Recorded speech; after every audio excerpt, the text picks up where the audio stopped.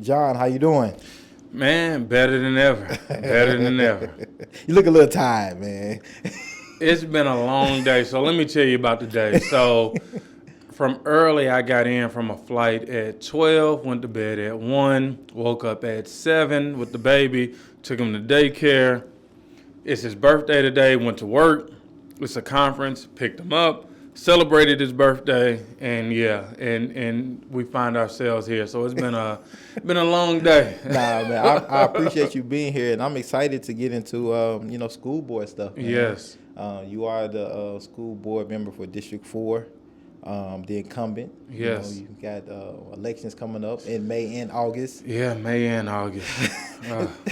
So, man, before we get into the meat and vegetables, man, tell a little people about yourself. Natural native. Yeah. Maybe some things that we can't Google about you. Tell us a deep, dark secrets. So I am a natural native, born and raised here, family born and raised here. And I went to public schools. I went to, if anybody know the East Side, I went to Dalewood, Inglewood, Lytton, and Stratford. I left Stratford prematurely. I was kicked out. I was expelled, and I ended up going to the Institute of Learning Research. Somehow, by God, I found my way at TSU on a college trip. I saw people who looked like me, who were listening to the same music, who dressed like me in college, and that was the first time I realized that someone like me could go to college. Went to TSU. My senior year, I did an internship in the governor's office with Governor Bredesen. And from there, when they let you in the door, they let you in the door. When they put me in the door with politics, when they put me in the door with advocacy, like advocating for my community, the rest is history. Man, what was going on in your neighborhood or community in East Nashville that initially didn't say I could go to college? I mean, so I'm first generation. That's kind of crazy because my mom was brilliant. But my mom's journey, she lost her mom at 12. She went through the system. She had my brother when she was 16. So 12 to 16. And she lived a hard life. She met my father, changed her life around. And they moved us to a good neighborhood. Our neighborhood was right across from Opryland. And then when they tore Opryland down, it was Opry Mills. But I think for us, with my mom working 12-hour shifts at the post office, she went to get her real estate license, which was amazing, but that took more and more time in the weekend. Right. I really just found myself being raised by the streets. And so although we had a very good house, I just identified with people who were not in my community, and I just became a product of my environment. Right. That expulsion, man. What happened? Why did you get expelled? So, I would say I was always a good kid. I was always like in honors classes, but I was always a friend to people. So I played football. I played basketball. When football season was in and basketball season was in, I was on my best behavior. When basketball season would end, March, I would find myself getting reacclimated with the community. And one day at Stratford, we were in the auditorium, and it was hundreds of kids in the auditorium. You want to tell me the only thing that was missing was teachers. And so when you got 100 kids in the auditorium with no teachers, a fight breaks out. I get jumped. My friends get jumped. And I could take it, but as I got home, I was threatened with more violence of if I came to school the next day, they were going to take my life. And it was hard to swallow, and so I did the thing that I knew how to do best. I called a friend and said, "Hey, I don't want to die tomorrow. Can you give me a gun?" And, it was a bad situation, but I really believe everything happens for a reason. Right. And me being expelled from Stratford put me in a position to be around people, to give me the ability to go to TSU. Right. I lost my mom. My dad got locked up for conspiracy. I lost my oldest brother who was already in jail. And I'm a true believer of everything happens for a reason, because in all that tragedy, I was being set up in my purpose to have experience, to have empathy, Right. to do the things that I wanted to do that I'm doing right now. Yeah. Man, Yeah, you can't find that on Google. I I didn't know know, that. I know. Man, but I think though, because there's so many kids, so many youth in our school system here in Nashville, are facing, similar scenarios, right? And many a times, you may not have somebody on the board that can really, empathize with you, understand, and know that, yeah, you're not a bad kid. You just made a Right. bad choice. You made one Right. bad decision that can, alter your trajectory. Yeah. Especially if somebody that may be sitting in a power of decision making don't understand. So I think, unfortunately it had to happen to you, but at least you made it through that dark time into the light and can possibly see, like, look, this is not a bad student. He or she made a bad decision. Yeah, they need to be reprimanded in a particular way, but that don't mean their future has to be overlooked. Amen. Man, that's deep, man. Yeah. And it's been a long day, and just talking about it's a form of therapy for me to say, because going through those situations is not anything that's like, sunshine. It's a very dark place. Right. But the reason why I appreciate being on the school board and running for re-election, because I really have those experiences. Right. I can really look students, children in the eyes and say, you can do it. And, Right. and I'm going to tell you why you can do it. Right. So this is not about politics. It's really about passion. It's really about how do we change the trajectory of our community that's not being able to realize the American dream. Right. Well, you say it's not about politics for you, but they have seemed to really politicize our school education. Yeah. Just right here in Nashville, right? Yeah. Now it's a partisan race. Yeah. Right? You all have to run in May Yep. and in August. Yes. You have to identify with a party, Yep. Democrat, Republican, Independents, et cetera, et cetera. Mm-hmm. What are your thoughts about that? I think it's a smokescreen. And so the interesting thing, how I got started in politics, I went to the Republican National Convention in 2004, and I learned politics. I came back and I interned with a Democrat, Governor Bredesen, right across the street from here. And while I was doing that internship, I was able to step in committee meetings, meet with senators and state representatives on both sides of the aisle, and start to realize, what do I believe in?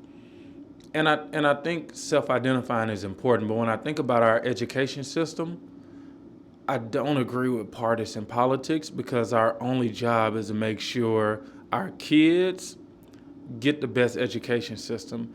And it has nothing to do with party affiliation, because what we do as school board members and people who work in education is you cultivate the next generation. And when you put politics into it, you smoke it up. Right. And in my reality, I say, we got so many issues already. Why would we bring politics into the realm of education?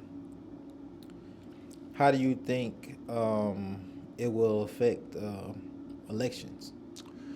I mean, for some seats it will, for some seats it won't. Some school board members are either a solid D or a solid R. My district is purple. It's majority Democrat, but Republicans, when I say majority, maybe it's 55-45. But when you think about the independents lean Republican. And so, this is what I believe in. It's not politics. We're not talking about Bloods and Crips or Democrats and Republicans. Right. We're talking about kids. Right. And just when they made it partisan, I said, I just got to stick with the same message. Right. What's hurting our kids, where are our kids thriving, and let's focus on what's going positive, and then let's focus on what's sending us backwards, and leave the politics out of it. And so, speaking of our kids in our public school system, what do our youth need? You know, I've heard a lot of things around SROs, right? Funding, social and emotional learning. Oh yeah. Pay, wage. Yes, It's a lot. It's a lot, and so. Can you break down to us like kind of your priorities and what you feel would best serve, District 4, but our overall school system here? So every vote we make, I represent Donaldson, Hermitage, and Old Hickory. If you ask parents and voters who I am, they know. Like, I'm a person who fights for what he believes in. When we think about what do we need when we think about the resources, I mean, I'm going to just be honest. Black, brown, and poor people have not made it in education. But one thing that we can all agree on, the only way you make it in America is you have a good education. And so things are not adding up. I was talking to one constituent, Caucasian, and she was very passionate about education. She was telling me we need to support our veterinarians. And I was like, I don't got anything to do with that. But as she kept talking, I realized that she meant veterans. And her journey as a white woman and my journey as a black man was the same. And what we need to do is stop having division and realize that in the it city in Nashville, poor white people, black people, Latinos, we are not getting what we need, and we have to make a change. Right. And when I think about Nazi Germany, so I study history, they started to divide everyone, and then they conquered everyone individually. Because while we were mad at each other, they would take one in. And if I'm mad at you and they fighting you, I'm like, you deserve it. Once they finished fighting with you, then they came to get me, and I had no ally. And so we have just real work to do in public education. In your campaign, on your platform, you highlight staff, bus drivers, and of course students, right? That bus drivers one stick out to me a lot because that's the main transportation provided for free, for our students. But many people don't think about the bus drivers, and a lot of times, but if the bus is late, people, hey, why the bus late? Up in arms. Yeah, they up on them. So why specifically and intentionally highlight bus drivers? Why does that like a priority? Why does that sit heavy for you in your platform? I'm not a religious zealot, but you can call me a Jesus freak. Like, I'm a Christian. I believe in what he practiced, what he preached. And one of the things he said, he thought about the least of them. And when you think about bus drivers, these are individuals who get up bright and early each morning, and they work well into the evening. And they bring our kids, they help us start with our kids in the school to learn. And without them, as we see, when you don't have good bus drivers, the kids can't get to school. And so when we think about education, we can't even start. And so the reason that was an issue that I championed, because I started realizing that a lot of the bus drivers were born and raised or had been living here for 20 plus years in Nashville. And as the cost of living grew, rent grew, mortgage grew, groceries, right now gas, we were not even thinking about our bus drivers. And it's just something we had to pause and say, how are you doing? And when you ask, how are you doing? Not to 1, but to 20, you realize we have an issue. Right. You brought up something earlier about the division, right? Poor folks, black and brown folks, right? Well, we know systemically, there's disparities in our school, in our public school system when it comes to black and brown folks. Especially black and brown boys. How do we combat that systemic, those racially systemic disparities that, probably have historically existed in our education system, just not here in Nashville, but the United States, across the country. So my message has always been black, brown, and poor people. You know, in my professional career, I worked in Mississippi. I worked in Boonville, Mississippi, Ocean Springs, and I realized poor white people have it just as bad as black and brown because it's a class issue. When I think about specifically Nashville, I just realized that year in and year out, we do the same thing, and our people are drowning. Our people are drowning, and they're asking for the life raft, and we never, ever give it to them.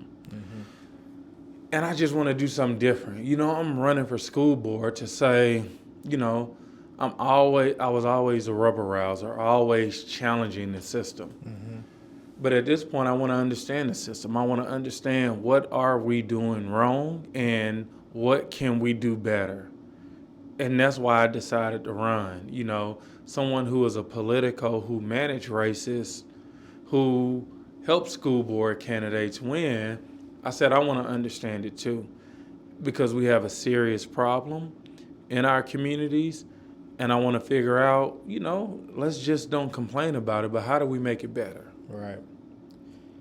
So let's power is a big thing, right?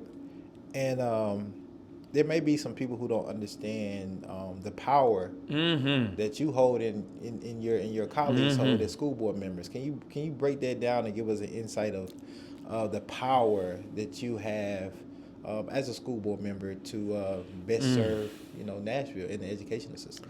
So even though we get paid pennies, my wife asked me, "Do you really want to do this again?" And my easiest response was, hell yeah. It's hell yeah, because our city's budget is let's say $7 billion. Our school's budget for Metro Nashville public schools, I ask people this, what's our budget? They say 10 million, 100 million, maybe 200 million, but our school's budget is $1.3 billion a year. And some people look at me and they say, that's not enough. That's not enough to educate our kids. It's not enough to do the things we need to do. And my response is, how much is enough so we can raise it? Because in our communities, in black, brown, and poor communities, they are not getting the education. But I study, and I study systems, and I know if you don't have a good education in this city, in this country, you don't make it. And, you know, it's just a question, like, right. What do we do? Right. And so how do you use your power as school board member to get those things done? Because some people might not, some people might show up to the meeting, okay, you vote sometimes here and there. But I think it's a little more deeper than that. Yeah. So every vote I take represents all 86,000 kids in Metro Nashville public schools, all the parents from Donaldson, Hermitage, Old Hickory, to Bordeaux, to Bellevue, to Madison. But what I try to do differently when I was running for school board, I said, if you elect me, I'm not taking my brain to the table. I'm not saying whatever I think is the best because you elected me. What I want to do, if you give me the honor to elect me, I want to make sure that I'm listening to the people. And we have 9 districts in Metro Nashville Public Schools. And I want to be that voice for Donaldson, Hermitage, and Old Hickory. And so my district is 80% Caucasian. And so what I have to do, because if you are elected by the people, that means you got to represent the people. Right. And so I spend countless hours listening to the people in my district to give me the information. And there's some things that I totally agree with, and there's some things I disagree with. But at the end of the day, it's not countywide, it's district level. And to give people true representation, I have to listen to the mothers, the fathers, and the voters in my district. Well, that's a interesting paradigm you have to balance, right? Because you're a black man. Yeah. Right? And you understand there's a significant difference in education when it comes to a black boy and a white boy, a black girl and a white girl. Facts. So how do you how do you balance that? I'm listening to my constituents and hearing them out, but also recognizing like, hey, I get it that 80% of y'all, feel like this is going to best benefit your child, but how can we best benefit equitably every child, right? How do you do that? How do you communicate that to your constituents?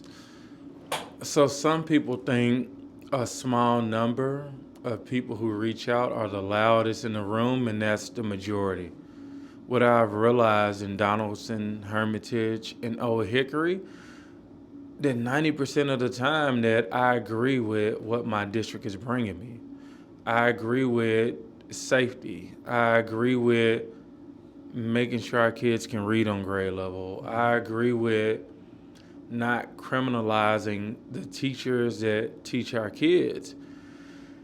And I may get emails and I may get messages, but it's a small majority of people who don't want to see the greater good happen. And so when I say I'm listening to my district, I'm very intentional and I reach out to the masses. Right. I don't wait for them just to reach out to me.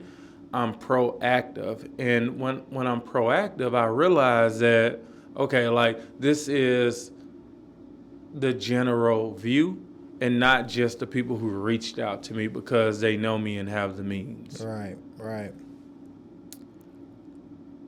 This is an interesting question I always ask our black brothers and sisters because we hard on each other. Has your blackness ever been questioned since being on the school board because of a vote you did vote for or something you didn't vote for?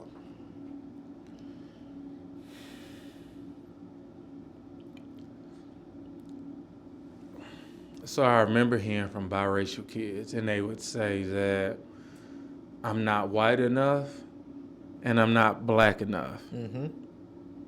Who I am and what I represent, I now understand what they mean. I can't fight enough for my people at times, and I can't be an advocate for my district enough at times. And so I get messages from Moms for Liberty, and I get messages from the NAACP. And I take those messages and I represent my district. But at times, everybody in the middle, everybody has an opinion. Right. And a lot of times they feel I don't have their best interest, but I go back to, what does my district want? Because we have 9 districts in the city. And so I am here to be a voice. Philosophically, that's how I believe. I believe that I should represent the people who live in the district. And, people can say whatever they want to say, but at the end of the day, I know they can always say that John goes hard for what he believes in. That's a good answer. That's a real good answer. And I think that's just a navigation skill that many of us, especially black folks specifically, when we are in these positions, have to figure out. Because you can't fight everybody. You can't, especially if you can't. I'm a fighter.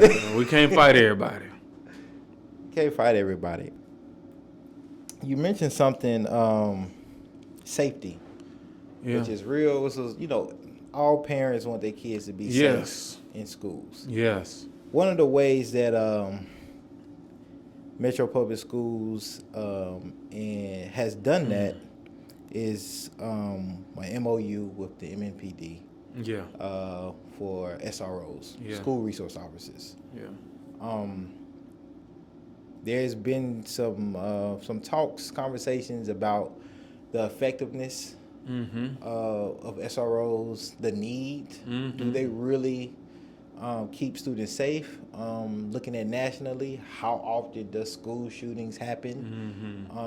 Do I want my kids, especially maybe as a black or brown parent, do I want my black or brown child interacting with police on a daily basis in school? Early age, What is their role? How clear is that, right?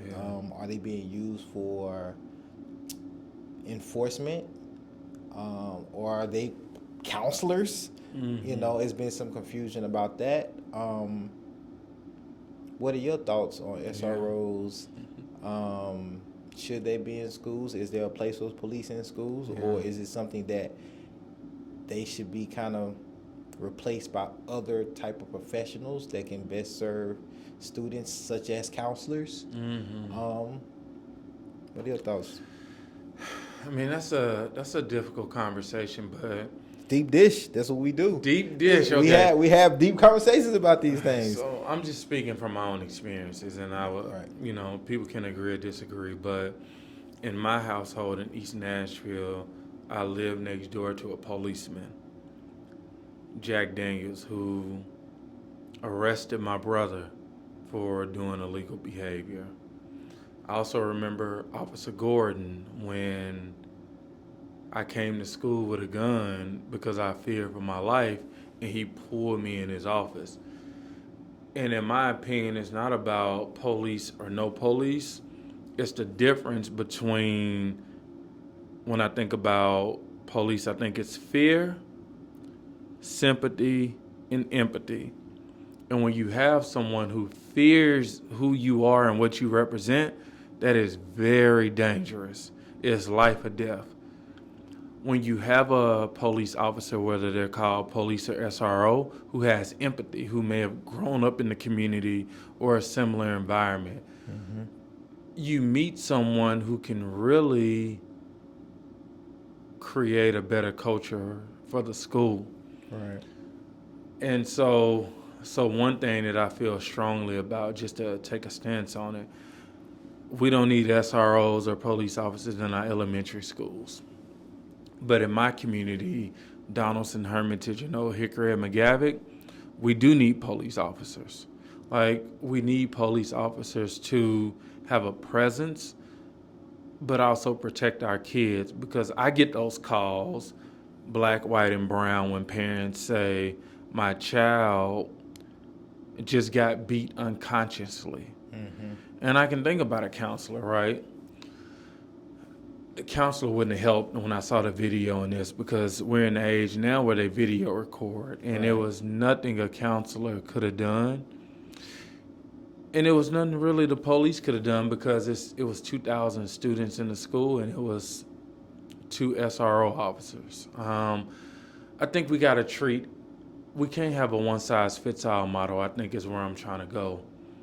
If it works, great, and if it doesn't work, let's figure it out. But I think giving a blanket response is not going to work. And one thing I realized working in schools, I thought parents really cared about academics. Like, oh, is this school thriving? Are they getting kids to college? And that's what I would promote. But I realized quickly that parents first cared about safety and academics second. And so that was black, white, Latino, and other. They cared about safety. You don't want your kid coming home with a black eye or feeling like they were bullied or anything else. And so to speak directly to that issue, I think we cannot have a one-size-fits-all model. We really got to look at each school and the capacity for protectors, whether it's counselors or SROs, and that's how we got to figure it out. You brought up something about parents that just triggered something. There's a lot of new parents moving here to Nashville. There's a lot of adults, a lot of adults moving to Nashville. Some of these adults have kids. Yes, have kids, and a lot of these adults with kids are coming into areas that are being gentrified. Right. Let's talk about the school that I went to, Pearl Cone. If you look at 28th Avenue North, a lot of tall and skinnies now. But if you look at Pearl Cone, it's still probably 99.8% it is black. Right? Do you see danger in or reason to pause when we have this influx of new people coming, but not sending their kids to public schools? So the issue is right now, and the only reason I can say this with confidence because I looked at the Wortham laws, which are in North Nashville by the Monroe and Rosa Parks Krogers. When they first moved in 2008, 2009, they didn't have children in the system. They were jogging, creating bike lanes. You really realize their presence. 2022, they do have kids. And they are making decisions on, as we go back and we talk about safety. I think it was a study that said maybe 80 to 90 new people are moving here a day, which is a lot. What you also realize, most of those people don't have children yet, but the American dream is to have children and send them to a good school, and so it's coming, and we got to monitor that. Right. And so when I think about Pearl Cone, when I think about 28th Avenue, it hurts to see what the community is turning into, and I think the larger issue is not just black people, but shit, like I see white people getting priced out. When you think about Jolton, when you think about Madison, when you think about Goodlettsville, like it's not a race issue. It's are you rich? Are you poor? Right. Do you live in a trailer park or do you live in a 2,700 square foot house? Right. And my part of working in Donaldson, Hermitage, Hickory, I realized that, it's turned into classism. And, as an organizer, we all got to come together. So when I talk about fighting for the soul of Nashville, that's anybody who believes that people who helped build this city shouldn't be priced out. Right. So what would you say to, it can even be a native. Right? Because I think, especially people my age, I would say, I'm 31. I went to, grew up here. I'm having kids, and my peers, right, having kids. Or I've already had kids, right? Millennials, let's just say that. I know what school I went to.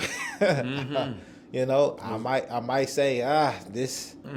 If I had fun, and as a child, I think as a child, so it was a great experience for me, right? You get older, you learn more about, you see some other things, some other systems, some other educational kind of methods and backgrounds. You say, maybe that didn't prepare me, as best as it could because a lot of other factors, right?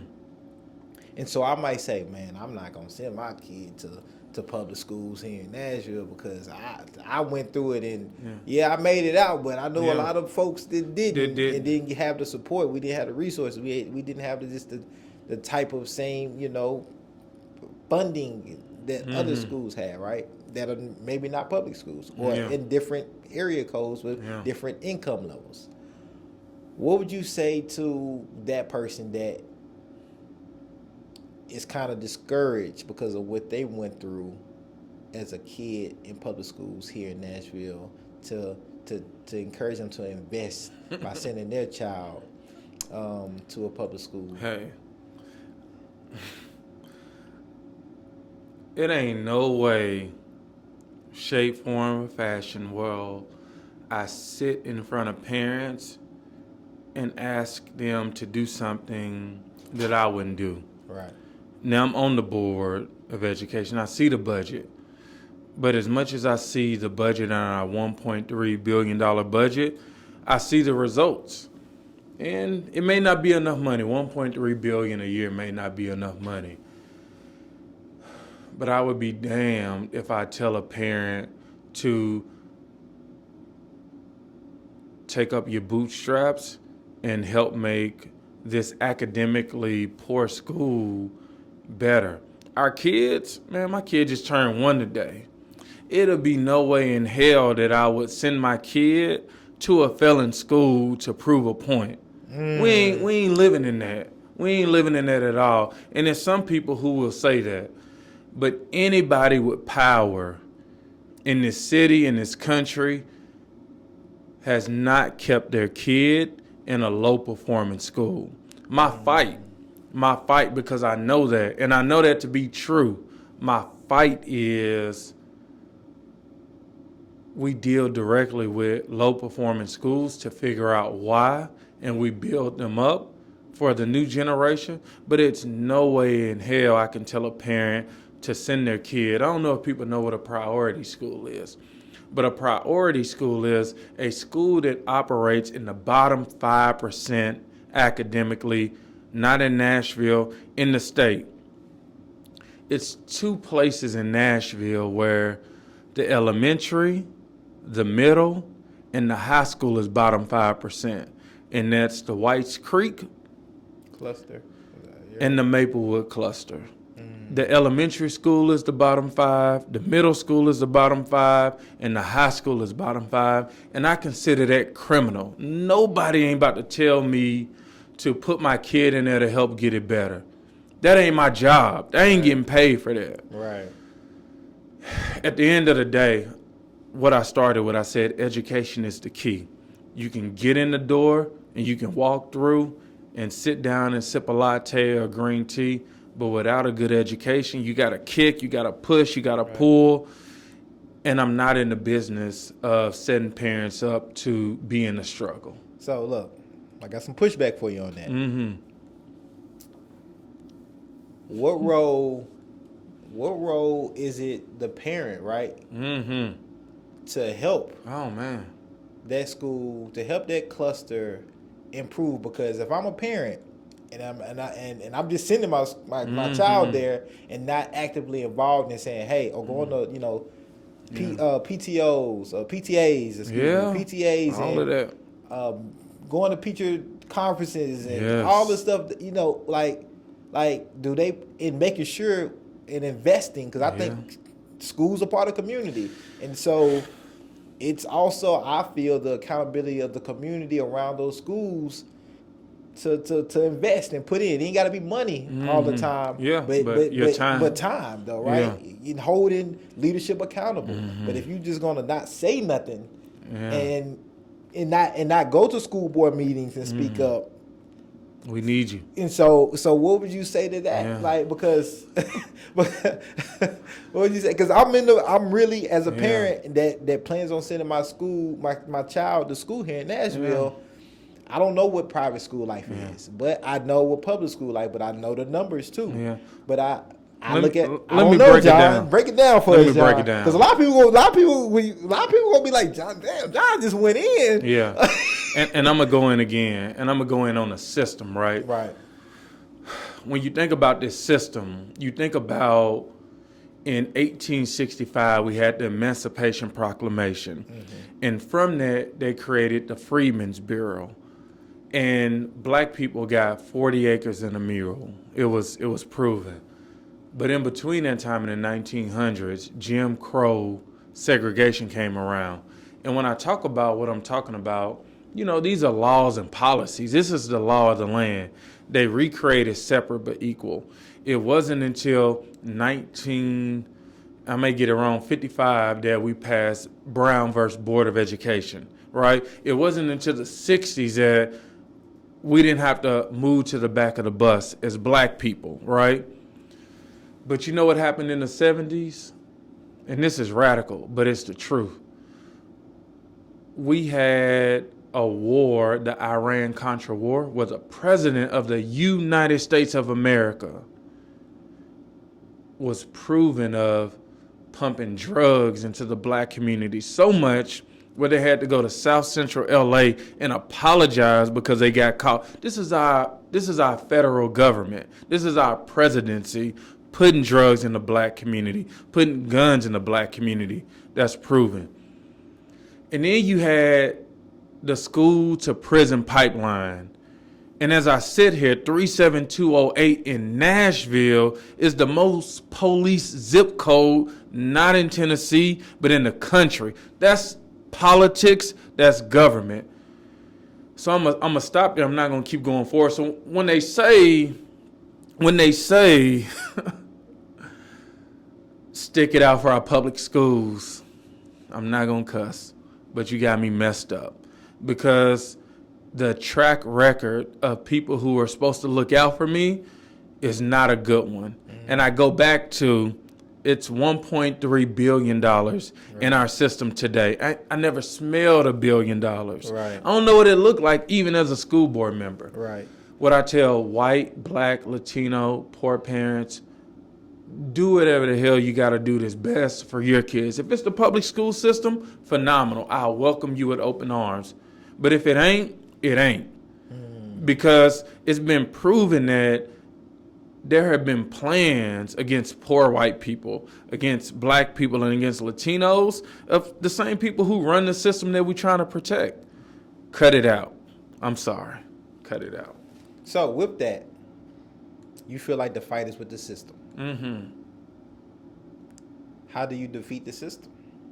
As a school board member too, how do you defeat that system? If you know and you feel that it's already set up for a certain particular people, students, to fail. It's proven. It's proven. We know this, right? It's facts. These are facts. As a school board member, what do you do to combat that? How do you take that on? If you understand that, and it's a system, and your job, you know, and you have colleagues, you have peers that are up there with you. Yeah, teamwork. But it's a team versus a system. Yeah. How do you combat that? You know, because you must believe that it can be done, because you ran for school board, you won, and you're running again. Right? Yeah, re-election. So therefore, you must see some light at the end of the tunnel. Yeah, I'm gonna speak on it. Like, some people play chess, some people play checkers. What I've done with my message is I go to the conservative Republicans, I go to the liberal Democrats, I go to the moderates. Is one thing that I hear consistently across the board, that a school or schools didn't do right by my child. And so as a board member, you first have to understand what you're dealing with. Like, I can talk mess all day about why the system isn't working. I'm at the school board to do a few things to make sure every child is college, career, and community ready. College ready, even if they don't want to go to college, they're academically ready. Career, the city of Nashville is being rebuilt right now as we speak. I want to make sure the kids, they graduate from MNPS, they have the ability to be plumbers, pipe fitters, electricians, HVAC, because we know in our adulthood, those people make money and they don't have the college debt.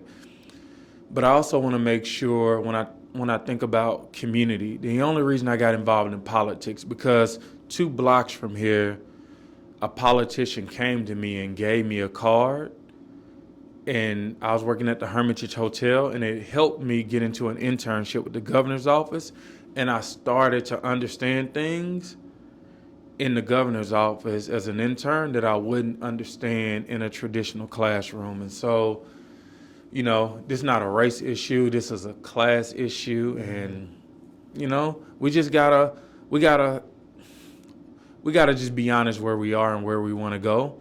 And wherever we are and wherever we want to go, we got to create a plan on how do we get to the next place. And it hurts.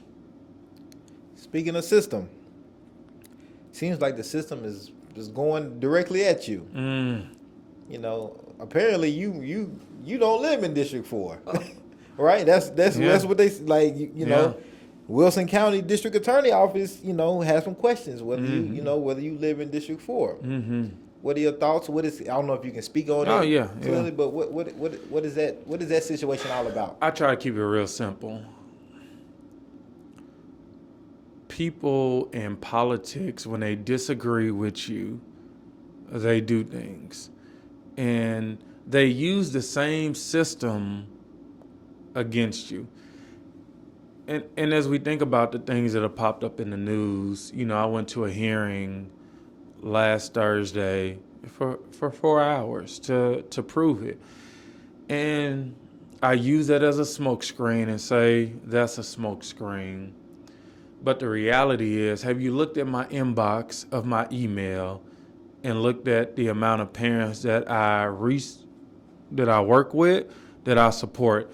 Have you looked at who I am as a person and how I show up in the community? Have you asked, and you asked, thank you, but how do you really want to help the community? At the end of the day, all that other stuff is a smokescreen. If we are here to affect positive change academically, social, emotionally, physically, we got to be about the work for our community. And if you ask people in Donaldson, Hermitage, and Old Hickory, I'm spending countless hours with a stipend trying to make real change. Do you feel like you was targeted purposely I mean, on that situation and during, re-election? yeah. It is what it is. People have the right to feel how they want to feel, to speak directly to your question. Mm-hmm. Yes. But at the end of the day, you know what that makes me do? When someone comes with something that's negative and not in the purview of what we're focused on, I just work harder. Mm-hmm. Like, I have a story, I have a journey. I'm on my purpose. I'm not religious, but I'm a follower of Jesus Christ. I'm a Christian. Mm-hmm. And when people come with the BS and they don't talk about the needs of the community, right, it just makes me work harder every single day. And so there are two big things that I hear that's going on, or that's been going on in our school system. The pandemic, right? Mm-hmm. Mask, no mask, yeah, all those things, right? Which has become politics, right? It's become political. Yeah. And also critical race theory. Oh yeah. What are your thoughts on? That's a public safety thing, school mm-hmm. safety on masking, things like that, and where the parents, where their voices in that versus school board members versus the city and the state, and then your thoughts on critical race theory and the school board. What do y'all see on that? Where the parents come in and where does the state come in? Yeah. When I think about mask and CRT, I'm gonna keep it real simple because it's a smokescreen. And when I think about mask, the pandemic happened, 2 years ago now, in early March. Maybe March 9th is when it first kicked off. And so we're literally 2 years to the date. You have some states like Florida that went early with the unmasking. You have some states like New York and New Jersey that have been very stringent with the policies. Either way, where we are now, as MNPS, our director of schools made a decision to end the mask mandate after we come off of spring break, which is next week is spring break. And so after that week, we'll end the mask mandate. And I'm going to follow the leadership of the superintendent because I've just seen it's time to open back up. I think we have to be safe. A nurse reached out to me and she was like, cool, the mask mandate is ending, but if someone is sick, shouldn't they have to wear a mask in the nurse's office? Definitely. Let's pass a policy to put on the mask. When I think about CRT, I'm gonna say this. CRT, critical race theory. I don't have any time to talk about critical race theory. Nothing. So you asked me that, I'm giving it no time. You know what I do want to talk about? The amount of kids who cannot read on grade level by the third grade. Right, especially black boys. And so CRT, cool.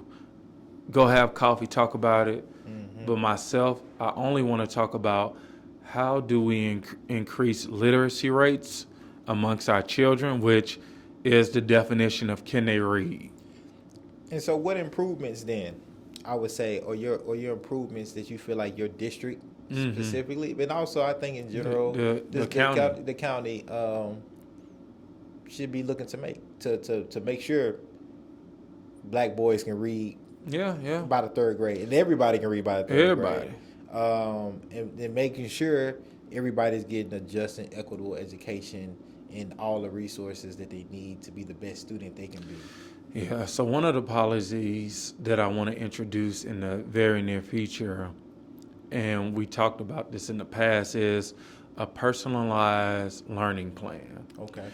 And what that means is as simple as you and me look the same, but we may learn differently. Right. And a one-size-fits-all model sets us up for failure. And so what I want to do is say, where is this kid doing great in that we need to support? But where are the deficits at? Maybe you're doing good in math, but you're struggling in reading. Great. Less math, more reading. That's personalized. For me, it may be the opposite. I may be doing great in math and bad in reading, and well, vice versa. And we need to focus on that. I think the one-size-fits-all model is antiquated. I think when we look at our school system, and even as I think about algebra, like, what if I would have been taught financial literacy? Right. How to invest in the stock market, how to maximize my 401ks and my Roth, the difference between a Roth and a traditional. Right. A personalized learning plan is something that I'll be pushing for because I believe the children of Nashville will be better once they graduate with an education that's personalized and not with a one-size-fits-all approach. Yeah, they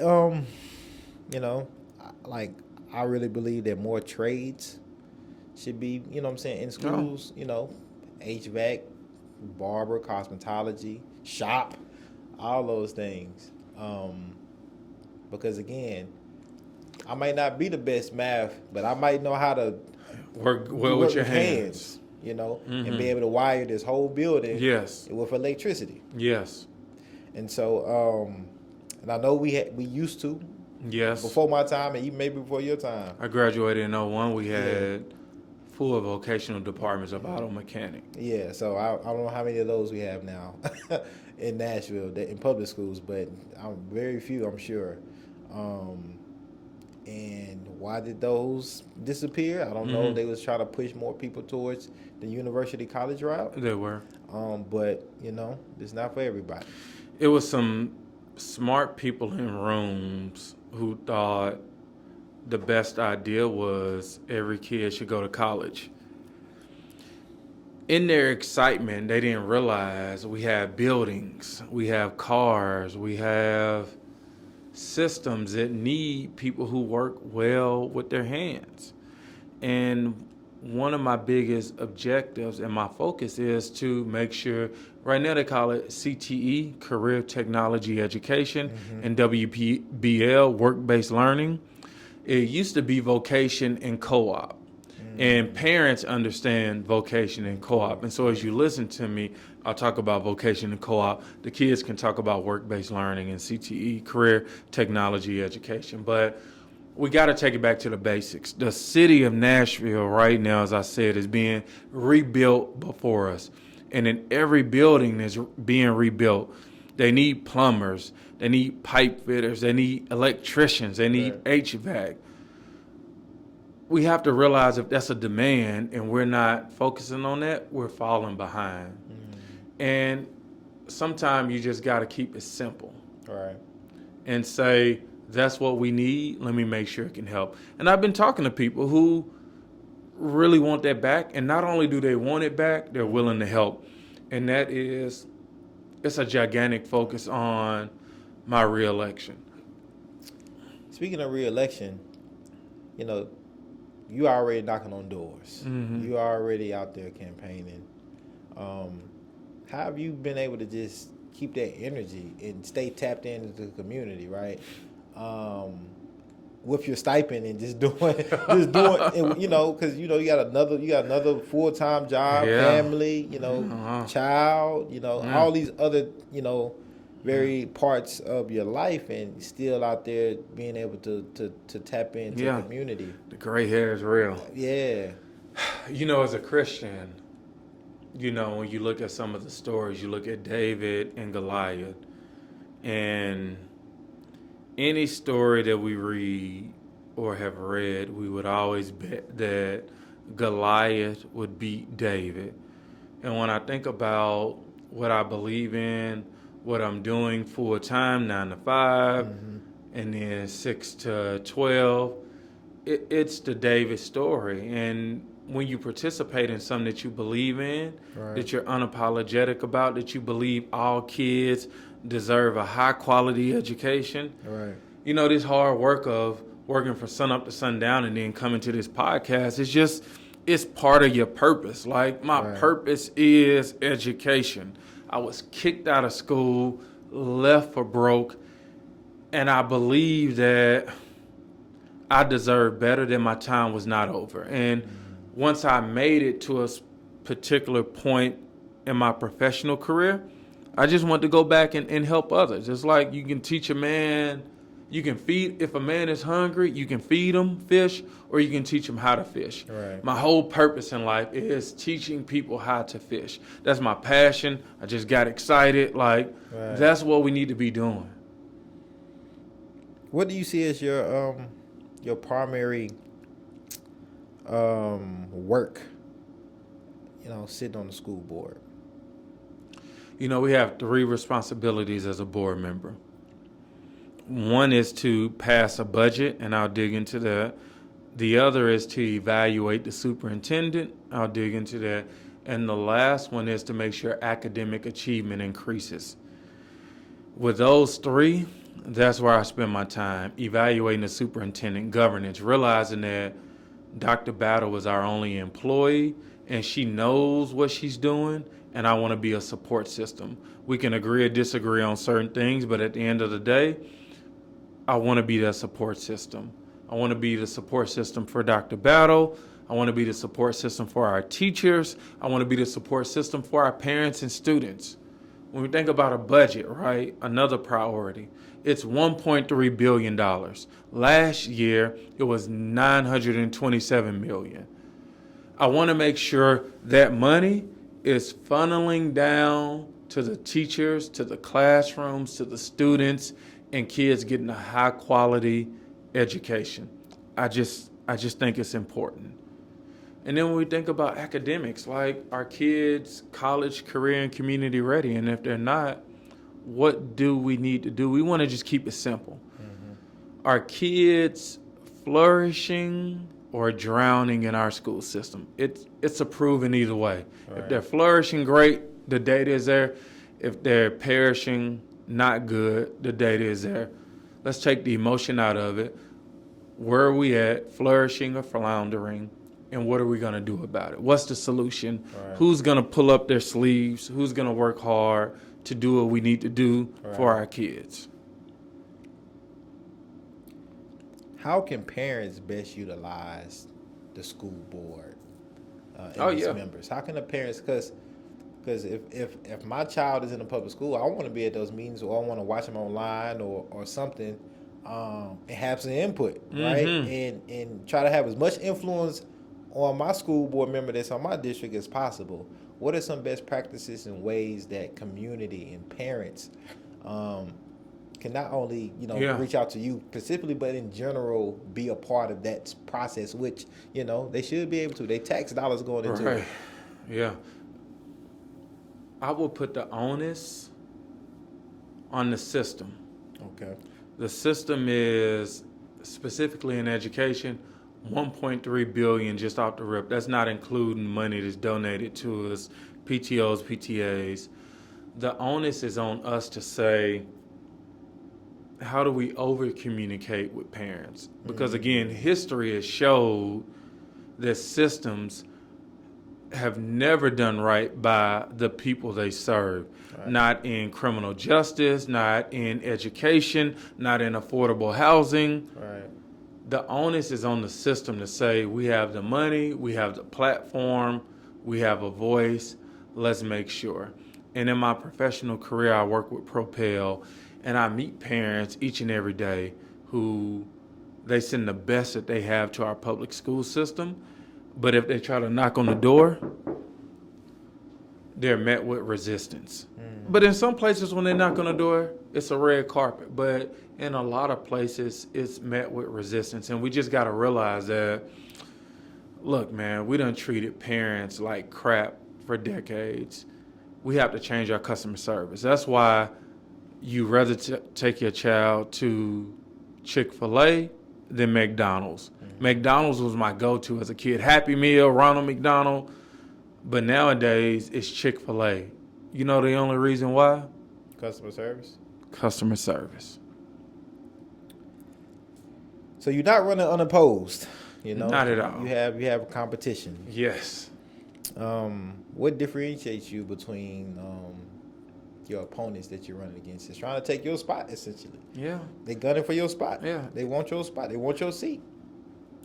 It's good people are running. And as a political, I love politics. And the candidates that we have running really believe that hopefully the children deserve better.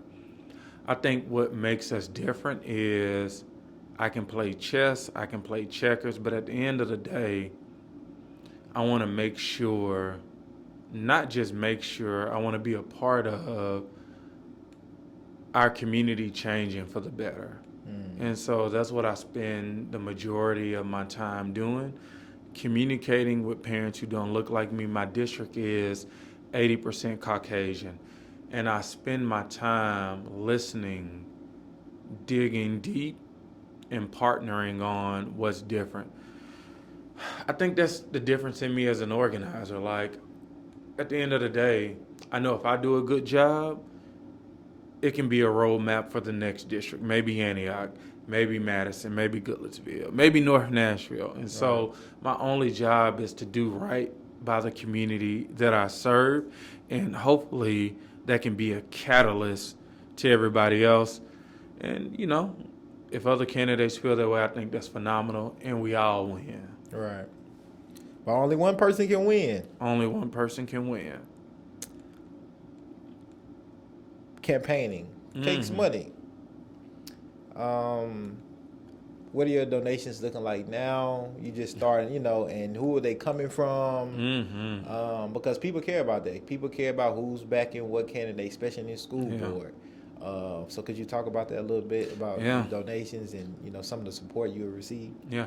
I mean, I keep it simple. And to be transparent, I mean, I've been putting a lot of my own money into the campaign, and, you know, I realize that I need to raise money. And so this week is when I started, you know. I'm reaching out to the Parent Advisory Council with Metro Nashville Public Schools. I'm reaching out to people who are doing vocational programs. I'm reaching out to teachers. And so, you know, my money will reflect who wants to see our system do better. And right now, I mean, fundraising is hard. And so even making the $25 calls and the $1,600 calls are the same. You know, I reached out to my mentee, Ryan, who I've just given him money since he's been trying to build it up. And I had to ask him for money. And it's just not easy. And, you know, I'll see how much he donated. But, you know, it's just part of the game. Right. It's part of the game. What do you see? How long school board member terms are? 4 years. 4 years. 4 years. Some big elections happening just within this year and next year, right? Yeah. We have judicial elections. 8 years. District school attorney. Board. 4 years, and then council members in 2023 is another 4 years. So in the next 4 years, out of all the things we didn't talk about the system, about things that need to be improved, accountability, just calling things what they are. In the next 4 years, as possibly again, District 4 council, District 4, I say council, school board, I know what you mean. This is for a school board. how do you plan to continue making education a priority Yeah. and it keep leveling up, as you Yeah. mentioned, Yeah. in that seat? I don't know if I'll run for re-election because I never set out to be a career politician. If the community wants it, maybe. But at the end of the day, But this not even re-election after this one. But if elected again, what does 4 more years look like with you in that seat? I mean, it's really simple. What 4 more years looks like in this seat is making sure every child is college, career, and community ready. College ready. Right now, our ACTs, which is a line on how many kids go to college, is dismal, right? It's dismal. When I think about career ready, what I want to see in 4 years, I want to see our academies model, which people are in town right now in March. Today is March 9th. Times go by fast. Right now, March 9th, people from around the country are in Nashville to look at how we do our academy model. If we're bringing people in, we should see definitely a growth and a connection of our students who are graduating, going into fields to help them be productive citizens. Or anything else, education or community based, I want to make sure our parents, grandparents, and children can afford to live in Nashville. We will not have a school system if the cost of living continues to go up and we can't afford it. We won't open school, we won't have bus drivers, we won't have teachers. We got to focus on the soul of Nashville. The soul of Nashville is education and economic development. E2.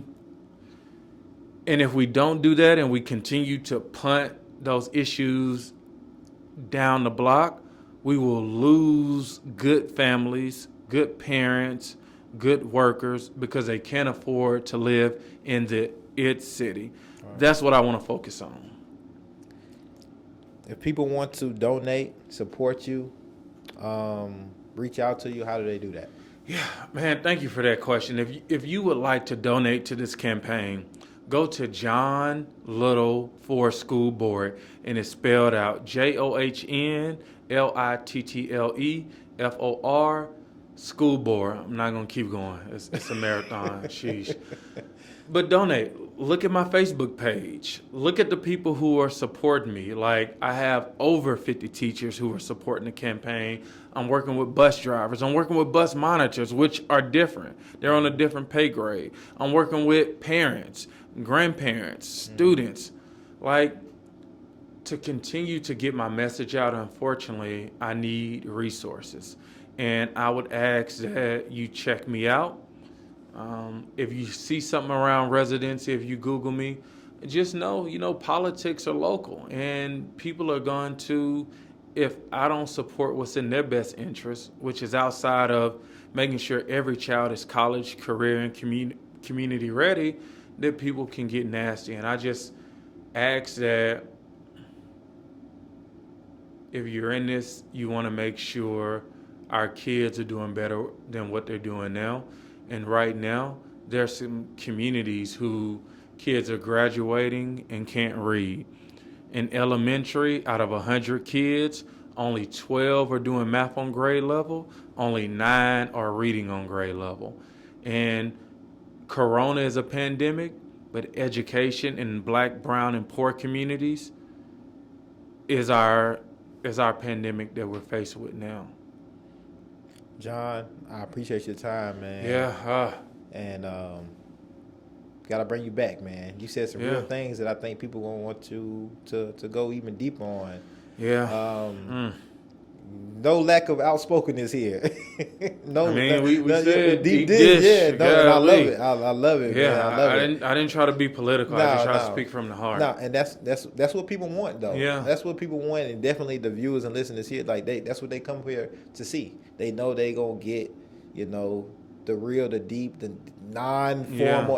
People want real answers from real community members that just happen to be in positions that affect change. Yeah. right? Affect change if used properly. Yes. Right? And so I thank you for coming, and good luck on your campaign, and anything Deep Dish can do to further the education system here, we're here to do it. Well, you have a vested interest in seeing our education system better, and so I'll call upon you like I call upon our parents. Like, let's help make this system better. But it's not with handshakes and smiles. Right. No. You got to get dirty. You got to get dirty. Until next time. Until next time.